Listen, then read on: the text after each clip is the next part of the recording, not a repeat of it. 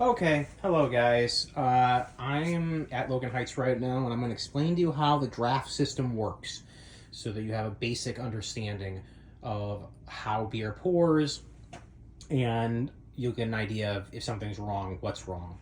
So the first thing is the whole system is a closed system. It doesn't run off electricity or natural gas or battery power or anything weird like that. It runs off CO2. And basically, we have to install a CO2 tank, like this guy, which really should be strapped to the wall so it doesn't fall over, but in the meantime, it's here, it's fine. This gas, the CO2, goes through the gas lines, through the tank regulator, through the inline regulator, and then in this case, we have them being split some of the time. You can see over here, they're split, and in some cases, there's just one line going directly to a keg. Depending on the taste room, it could be one regulator going directly to the keg, or it could be split into 2 or 3 or 4 different gas lines that go to 2, 3, or 4 different kegs. What that means is when you adjust the inline regulator, it will adjust the gas to all of those kegs.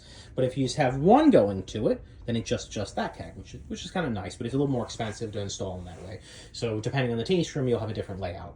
But anything going through regulators, coming out of the tank, all of this is all going to be gas lines. Okay, the beer lines come out of the top of the coupler, out of the keg, out of the top of the coupler, and they'll follow the wall back, but they always go to directly to the beer faucets. So it's keg directly to faucet. There's no regulators for beer. Ultimately, if you have a problem, there's normally one of 2 problems of why a beer isn't pouring properly.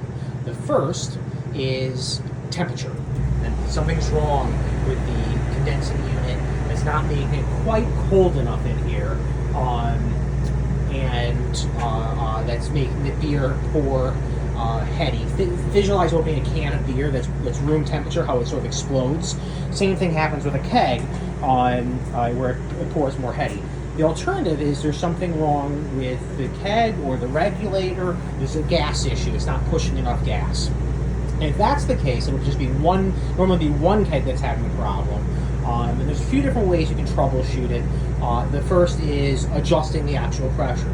Now, if you're going to touch a regulator, you either need to know what you're doing, meaning you're familiar with draft systems, very familiar with it, or you need to call me, and I can walk you through it. The basic concept here is this controls the actual pressure.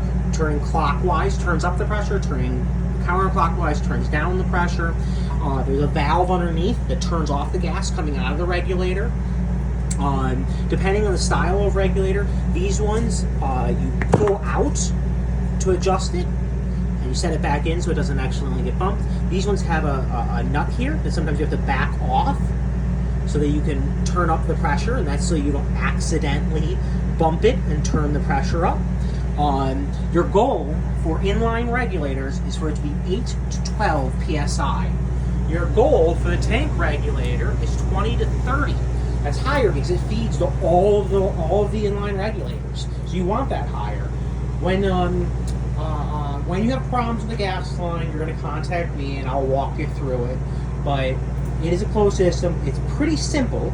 I know that you may not be familiar with it, but it is pretty simple.